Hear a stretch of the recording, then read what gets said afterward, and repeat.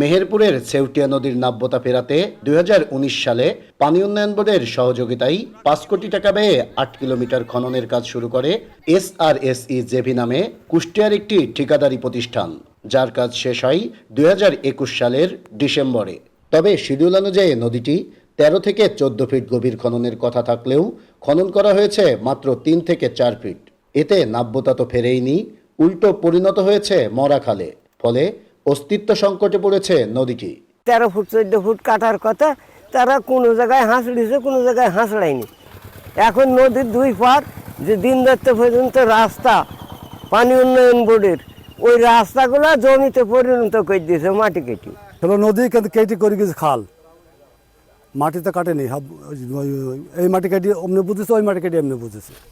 সাঁতার পানির সময় ওই হাঁটু হয় না। স্থানীয়দের অভিযোগ, নদীটি সঠিকভাবে খনন না করাই সরকারের ৫ কোটি টাকার এ প্রকল্প কোনো কাজেই আসেনি তাদের। ফেরেনি নদীর নাব্যতাও। তাই নদীকে বাঁচাতে পুনরায় খননের দাবি তাদের। এই নদীটা আমাদের জোর দাবি যে এই নদীটা যেন ফের খনন করি, আমাদের সকলের এলাকাবাসীর দাবিটা পূরণ করুক। সেই শৈশবটা আমার পরের যারা প্রজন্ম যারা আসবে, সরকারের কাছে একটা অনুরোধ, তাদের প্রজন্ম ভবিষ্যতে এই নদীর থেকে ভালো পায়। আর এ বিষয়ে কথা বলতে ঠিকাদারি প্রতিষ্ঠানের কাউকে না পাওয়া গেলেও অনিয়মের বিষয়টি স্বীকার করে পানি উন্নয়ন বোর্ডের এই কর্মকর্তা বলছেন, নদীটি যতটুকু খনন করা হয়েছে ঠিকাদারি প্রতিষ্ঠানকে সেই পরিমাণই বিল প্রদান করেছেন তারা। পুরো ডিজাইন মাফিক তারা কাটতে পারে নাই, যতটুকু খনন হয়েছে ততটুকু সেই মোতাবেকই বিল পরিশোধ হয়েছে এরকম জেনেছিলাম। এটা তো অনেক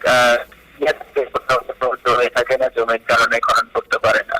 সেউটিয়া নদীর নাব্যতা ফেরাতে পুনরায় খনন সহ অনিয়মের সাথে জড়িতদের বিরুদ্ধে দ্রুত ব্যবস্থা চাই স্থানীয়রা।